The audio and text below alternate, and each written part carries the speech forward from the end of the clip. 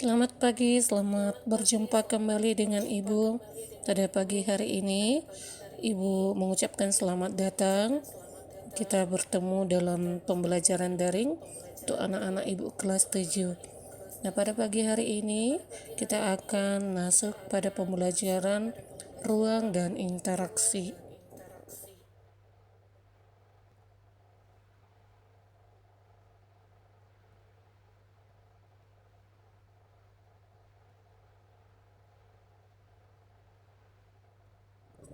Materi kita pada hari ini adalah materi ruang dan interaksi antar ruang. Baik anak-anak Ibu, pada hari ini kita akan mempelajari materi yang pertama pengertian ruang, kemudian yang kedua ciri-ciri khas ruang, kemudian yang ketiga interaksi keruangan. Nah, untuk mengetahui lebih jelasnya dalam materi berikut ini, Ibu akan menjelaskan satu persatu.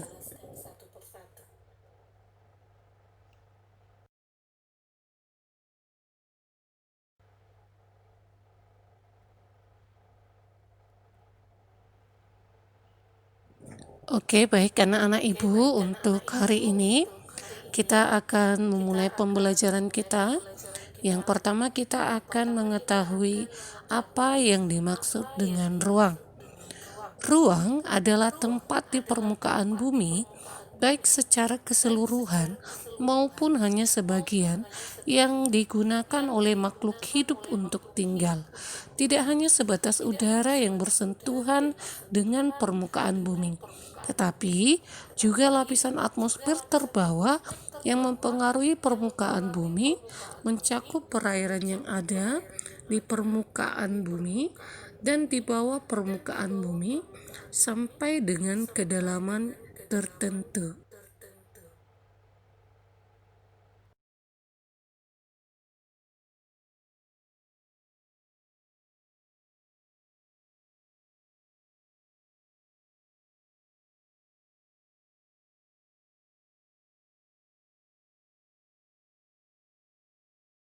Nah, untuk jenis-jenis ruang sendiri, kita memiliki pembagian atas ruang yang kita bagi dalam 3 jenis.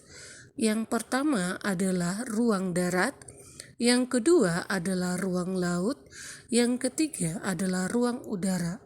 Namun seperti pengertian ruang sebelumnya, bahwa ruang yang dipakai hanya sebagian untuk ditempati oleh makhluk hidup. Ruang yang dipakai oleh makhluk hidup adalah ruang darat dan ruang laut. Nah, untuk pembelajaran kita hari ini, kita akan membahas tentang ruang darat.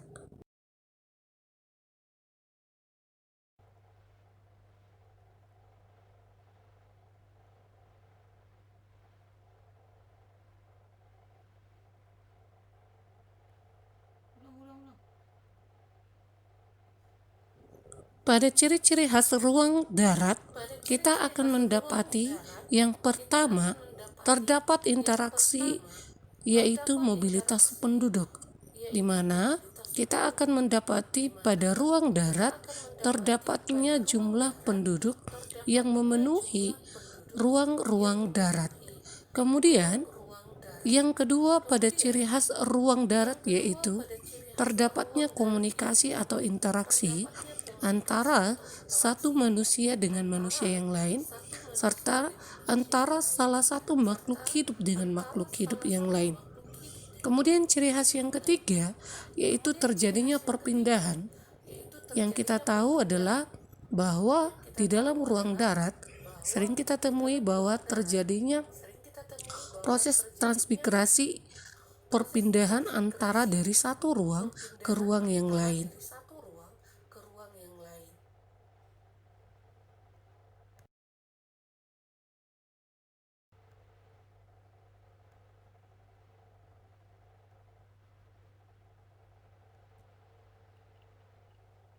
Selanjutnya kita akan masuk kepada bab 3, yaitu interaksi keruangan. Dalam interaksi keruangan ini kita akan mempelajari 3 konsep ruang dan 3 konsep interaksi antar ruang. Pada 3 konsep ruang, ada 3 ruang yang kita pelajari. Yang pertama ruang absolut, kemudian yang kedua ruang relatif, yang ketiga ruang relasional. Supaya bisa memahami perbedaan antara ketiga ruang, kita akan bahas satu persatu. Yang dikatakan ruang absolut adalah suatu kotak atau wadah atau tempat yang tidak berubah untuk satu peristiwa dan proses, di mana ruang absolut dapat didefinisikan pada lokasi yang terdapat pada garis lintang dan garis bujur. Nah, untuk memahami ruang absolut ini, maka kita harus memahami apa yang dimaksud dengan garis lintang dan garis bujur. Garis lintang dikatakan sebagai garis khayal khatulistiwa yang digunakan untuk menentukan lokasi di bumi pada globe atau peta. Jadi, kita menggunakan garis lintang yang merupakan garis khayal dalam menentukan lokasi di bumi terhadap garis khatulistiwa pada globe atau peta. Sedangkan garis bujur adalah garis khayal yang ditarik dari kutub utara sampai dengan kutub selatan untuk menentukan lokasi di bumi pada globe dan peta. Sehingga bisa kita tarik kesimpulan perbedaan antara garis lintang dengan garis bujur, yaitu garis lintang ditarik pada penentuan garis khatulistiwa, sedangkan garis bujur ditarik dari penentuan garis kutub utara sampai dengan garis kutub selatan. Kemudian, yang kedua adalah ruang relatif. Ruang relatif itu mengacu pada hubungan antara berbagai lokasi, di mana pada ruang relatif dikatakan bahwa setiap ruang memiliki dimensi yang menunjukkan tingkat keterjangkauan dalam konteks hubungan antar ruang. Artinya, setiap ruang masing-masing memiliki perbedaan dilihat dari hubungan lokasinya. Sedangkan ruang relasional merupakan ruang yang menjadi bagian intrinsik dari keberadaan kita di dunia. Contoh, masyarakat yang membedakan antara tempat tinggal dan tempat pekerjaan.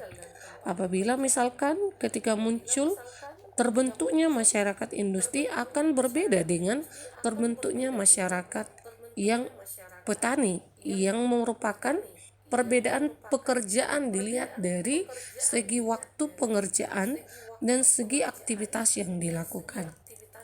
Nah, anak-anak ibu, apakah kamu sudah paham perbedaan antara ruang absolut, ruang relatif, dan ruang relasional? Silakan nanti kamu berikan komentar di kolom komentar di bawah ini. Baik, kita akan lanjutkan kemudian pada 3 konsep interaksi antar ruang. 3 konsep interaksi antar ruang, yang pertama adalah kesempatan antara, yang kemudian kedua adalah saling melengkapi, kemudian yang ketiga adalah kemudahan transfer. Oke, Ibu akan menjelaskan satu persatu dari 3 konsep interaksi antar ruang. Yang pertama adalah kesempatan antara. Kesempatan antara ini adalah di mana terdapatnya kesempatan dari satu wilayah ke wilayah yang lain.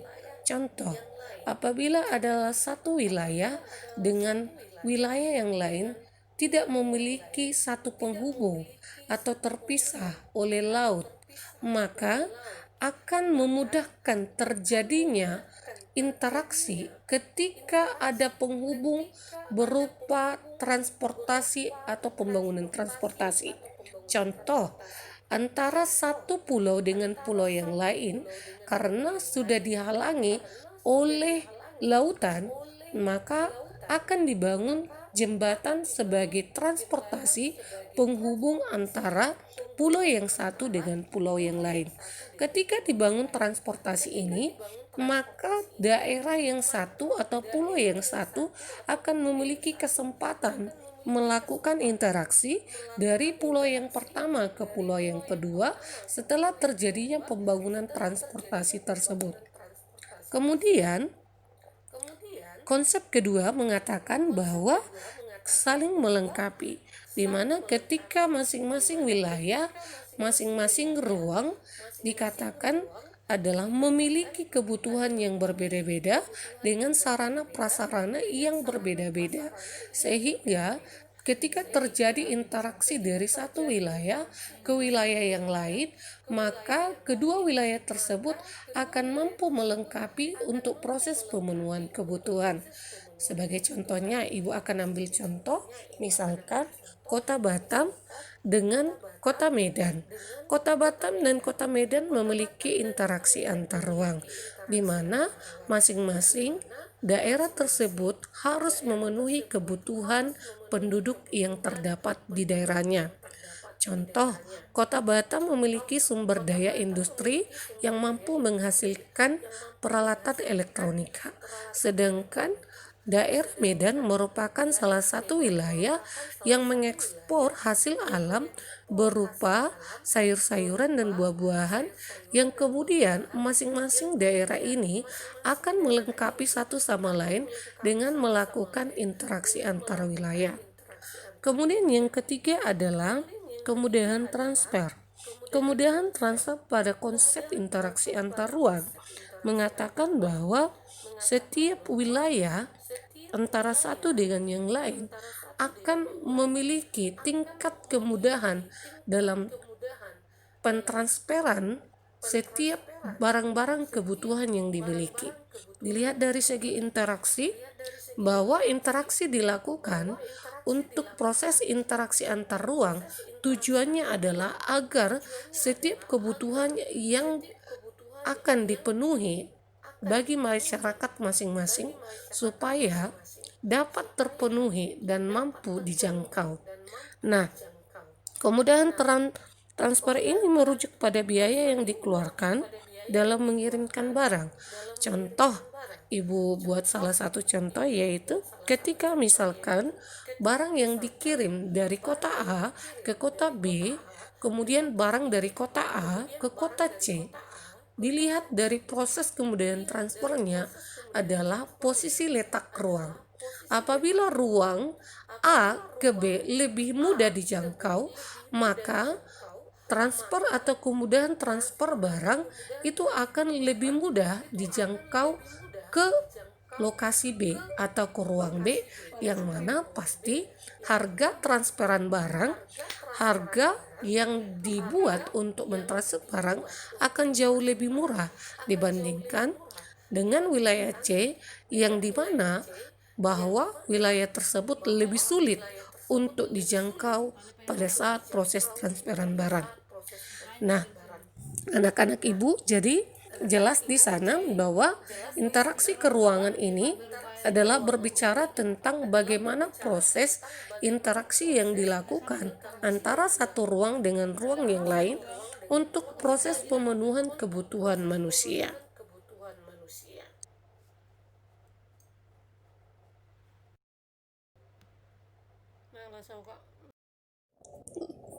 Dan untuk pembelajaran kita hari ini sampai di sini.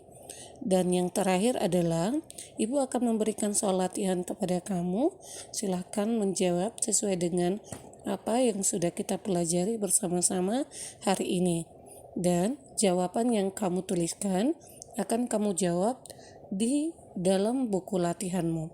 Setelah selesai kamu kerjakan, silahkan kamu fotokan dan kirim kembali ke Ibu melalui aplikasi Edmodo. Jangan lupa nak untuk mensubscribe video ini dan like video ini agar semakin lebih banyak lagi pembelajaran melalui video-video yang akan Ibu sampaikan kepada kamu pada pembelajaran daring berikutnya. Demikian untuk hari ini. Selamat belajar, selamat mengerjakan. God bless you.